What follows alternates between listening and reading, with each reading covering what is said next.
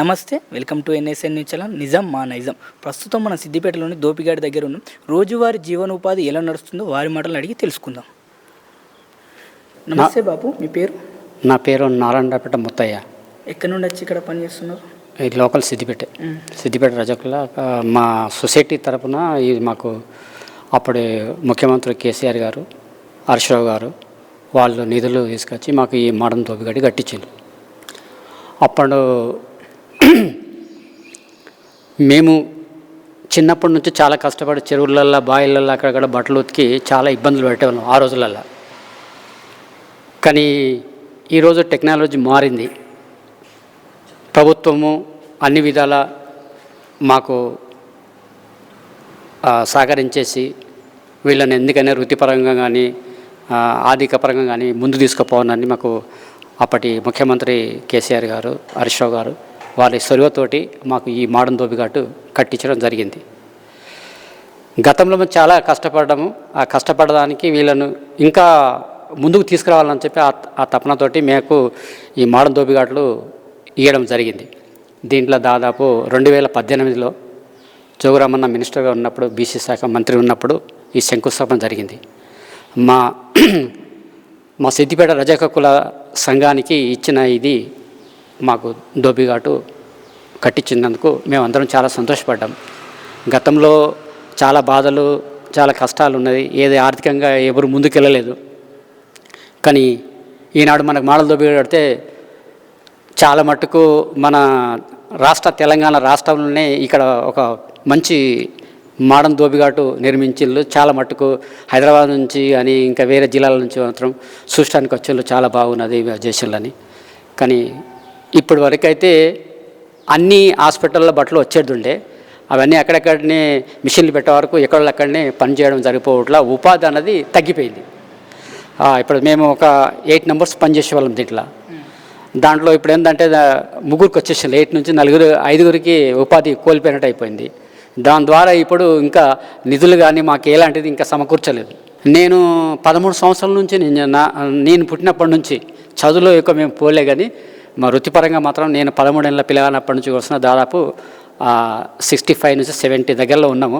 అప్పటి నుంచి ఈ కుల వృత్తిని నమ్ముకొని మేము జీవనాధారం కొనసాగిస్తున్నాం. రోజువారీ మీరు కూలి ఎంత సంపాదిస్తారు? రోజుకు వచ్చేసి ఒకనాడు 2000 దొరుకుతుంది, ఒకనాడు 500 దొరుకుతుంది, ఒకనాడు ఇంక రాని పరిస్థితి ఉంటుంది. అసంటి పరిస్థితుల్లో వచ్చినాడు మాత్రం వస్తూనే ఉంటుంది, రానాడు మాత్రం నిరాశపడాలంటే లేదు కదా. జీవనాధారం బట్టికి నడవాల్సిందే, వచ్చినా రాకపోయినా మనం అయితే చేయవలసిందే పని. ఇప్పుడు టెక్నాలజీ మారింది, ఎవరింట్లో వాళ్ళు వాషింగ్ మిషన్ వచ్చింది. ఇప్పుడు టెక్నాలజీ మారింది, వాషింగ్ మిషన్ ఎవరింట్లో వాళ్ళు వచ్చింది. దాని వలన మీకు ఏమైనా జీవనోపాధి కోల్పోతున్నారా? కోల్పోయినాం కదా. ఎక్కడక్కడ ఇళ్ళలో వెళ్ళినప్పుడు మనకు వచ్చే సరుకు తగ్గిపోతుంది కదా, దాంట్లో జీవనాధారం మేము తగ్గి ఇంత ముందుకు ఇంటింటికి పోయి పని చేసేటోళ్ళు. ఇప్పుడు ఇంటింటికి పోయి పని చేసుకునేటప్పుడు మీరు వాళ్ళ ఇంట్లో పోయి వండుకునేటోళ్ళు, అవన్నీ జరిగేవి. ఇంత ముందుకు చెరువులలో వండేటోళ్ళు. ఇప్పుడు అది నయం అనిపిస్తుందా? ఇప్పుడు కొత్తగా వచ్చిన లేటెస్ట్ టెక్నాలజీ నయం అనిపిస్తుందా? అంటే శ్రమ తగ్గింది కదా. అప్పటికి ఇప్పటికి ఏంటంటే చెల్లెలు ఉతుకోవడం అంటే జనగలు పట్టడం అవి అవన్నీ ఉంటుండే. కానీ చేతులన్నీ అది మన ఇది అయినట్టు అయిపోతుండే. అందుకని పొద్దున్న లేస్తే సాయంత్రం వరకు చెల్లనే ఉండేవాడు. కాళ్ళన్నీ ఉబ్బేది, కాళ్ళకంతా మచ్చలాగా వచ్చేది ఉండండి. అటువంటి ఇప్పుడు టెక్నాలజీ మారింది కాబట్టి ఇప్పుడు సుఖం అన్నది ఉంటుంది. కానీ మిషన్లు వచ్చేట్లో కొంతమంది అక్కడనే విడిపోయి వాళ్ళకు సాధ్యమైనంత వాళ్ళు చేసుకుంటున్నారు. ఇక మోడల్ దోపిఘాటుకు అందరూ రావనంటే రావడం లేదు అట్లా. దానికని జీవనాధారం మాత్రం కోల్పోయింది, చాలా మటుకైతే తగ్గింది. ఇప్పుడు గవర్నమెంట్ నుండి మన ఉపాధి వస్తుందా?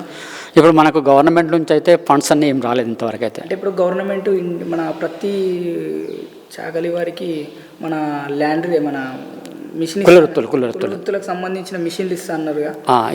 ఇప్పుడు మనకు ఇచ్చిన ఇవే మిషన్లు, ఇంకా ఇస్త్రీ పెట్టలు ఇప్పుడు ఏం లేదు, అవన్నీ ఏం లేవు. అప్పుడు వచ్చినా కానీ ఇంతకాలం అయితే మనకి ఇంకేం రాలేదు, ఏం లేవు. కానీ చేసుకుంటున్నారు, కొనుకొచ్చుకున్నారు, చేసుకుంటున్నారు వాళ్ళు సొంతం డబ్బులు పెట్టుకొని. ఇస్త్రీ పెట్టలు అప్పుడు ఉండే, కానీ ఇప్పుడేం లేవు. ఇప్పుడు ఎందుకంటే ఇప్పుడు ఆ మోడర్న్గా వచ్చేసిన తర్వాత స్టీమ్స్ బాక్సెస్ వచ్చినాయి కదా, అవి పెట్టినవి కానీ అవి సక్సెస్ఫుల్ కాలేకపోయినాయి అన్నట్టు. ఎందుకంటే దానికి తగినట్టు మన ఏది ఉలన్స్ అది ఉండాలి కదా. మనదంతా కాటన్ బట్ట, వైట్ బట్ట ఉంటుంది, దాని మీద సెట్ కాదు అది. ఇప్పుడు ఎలా అంటే ఇప్పుడు మీరు రోజువారీ చేసే కూలి మీ కుటుంబానికి సరిపోతుందా? సరిపోవడం లేదు సార్. ఎందుకంటే ఇప్పుడు పిల్లలకు చదువులకు కానీ దాని కానీ జీవనాధారంలో చాలా మట్టుకు వెనకబడిపోయాను సార్. మన రజకులంలో మా సొసైటీలో చాలా మట్టుకు అయితే ఇంకా దీనంగా పరిస్థితులు వాళ్ళు చాలామంది ఉన్నారు. కొందరు తెలివిగా ముందుకు పోయేటోళ్ళు ఉన్నారు, కానీ చాలా మట్టుకు అందరు పోలేరు కదా సార్. అట్లా ఇప్పుడు ఇక్కడ పని చేసుకున్నందుకు ఏమైనా రెంట్ ఇట్లా కట్టాల్సింది? ఇక్కడ మాకు సొసైటీకు ఎవరు మనకు ఒక అగ్రిమెంట్ ఉంటుంది. ఒక 1 year 2 years ఇస్తారు. దీంట్లో మెయింటెనెన్స్ చూసుకోవడానికి దానికి దీనికి డబ్బులు వెళ్ళలేకుంటుంది. అప్పుడు కరెంటు మనం డబ్బులు కట్టేది ఉండే. ఇప్పుడు కరెంటు మాకు గవర్నమెంట్ వచ్చిన తర్వాత 250 యూనిట్లు మాకు సబ్సిడీ ఇచ్చారు. ఇప్పుడు కరెంటు బిల్లు కట్టడం లేదు. కానీ కాకపోతే ఏంటంటే మాకు జీవనాధారం లోపల చాలా ఒక ఉద్యోగం ఇదో దీనివల్ల నమ్ముకున్నాం, ఇంకేమైనా ఉద్యోగంగా మాకు కల్పిస్తే ఇంకా జర కొంచెం ముందుకు వెళ్ళిపోయే ఆలోచన ఉంటుందని ఒక ఆలోచన సార్. ప్రభుత్వం ఆలోచించి రజకులు చాలా వెనుకబడి ఉన్నారు. అన్ని కులాల్లో అంటే రజకులు చాలా వెనుకబడి ఉన్నారు. వాళ్ళని కొంచెం ఎంకరేజ్ చేసి కొంచెం వాళ్లకు జీవనాధారం కల్పిస్తే ఇంకా జర కొంచెం ముందు పోతారని మా ఆలోచన సార్. కేసీఆర్ బీసీ బంధు పథకం నుండి ఏమైనా మీకు సహకారం అందిందా? అప్పుడు మాకు చాలా మటుకు ఒక 2 3 వచ్చినట్టే సార్. అందరికీ రాలేదు, నిరాశపడ్డారు చాలా మటుకు. ఇస్తేనేమో కొందరు అందరూ సంతోషపడతారు. ఒక 4 2 వచ్చిన తర్వాత మాకు రాలేదు అన్నట్టుగా కొంచెం బాగా ఫీలింగ్ అయింది సార్ చాలా మటుకు. అయితే ఆ బీసీ బంధువుల రజకులకు ఒక 3 4 ఇచ్చింది సార్ అంతే. ఇక దాని తర్వాత ఎవరికి రాలేదు, కొంచెం నిరాశపడ్డారు అంతే. ఇప్పుడున్న గవర్నమెంట్లో రజాకారులకు రజకులకు ఇప్పుడు వచ్చిన మన రేవంత్ రెడ్డి ముఖ్యమంత్రి గారు, గౌరవ ముఖ్యమంత్రి గారు ఇప్పుడు మాకు కావాల్సింది ఏంటంటే, ఇప్పుడు సార్కి ఒకసారి కలిసి మేము మా ఒక బాధ సారకాలు చెప్పుకొని మా గురించి కొంచెం ఆలోచన చేసి మమ్మల్ని కొంచెం డెవలప్ చేయాలి సార్ అని చెప్పి ఇప్పుడున్న గౌరవ ముఖ్యమంత్రి కాంగ్రెస్ పార్టీ వచ్చింది కదా, మేమందరం ఒక అంతా మా యూనిట్ పోయి ఒకసారి కలిసి మా బాధలు చెప్పుకోవాలని కోరుకుంటున్నాం సార్. మీ ద్వారా చూద్దాము, మీడియా ద్వారా చూద్దాము పోవాలని మేము కోరుకుంటున్నాం సార్. నమస్తే బాబు, మీ పేరు? నా పేరు పోషే అండి. ఈ వృత్తి ఎన్ని సంవత్సరాల నుండి వృత్తి చేస్తున్నారు? మేము కనీసం 20 సంవత్సరాల నుంచి చేస్తున్నానండి. ఈ వృత్తి చేయడం వల్ల రోజువారీకి ఎంత సంపాదిస్తున్నారు? రోజుకి ఏంటి 300 వస్తాయి, ఒక 500 వస్తాయి, 400 వస్తాయి, అంతే. అంతే కొన్ని ఏమవుతాయి. ఈ రోజు చేసిన కూలి ఉంటుంది కన్నా, అవి మీకు దినసరి కూలి ఉంటుంది కదా, రోజువారీ మీ కుటుంబం గడుస్తుందా దానివల్ల?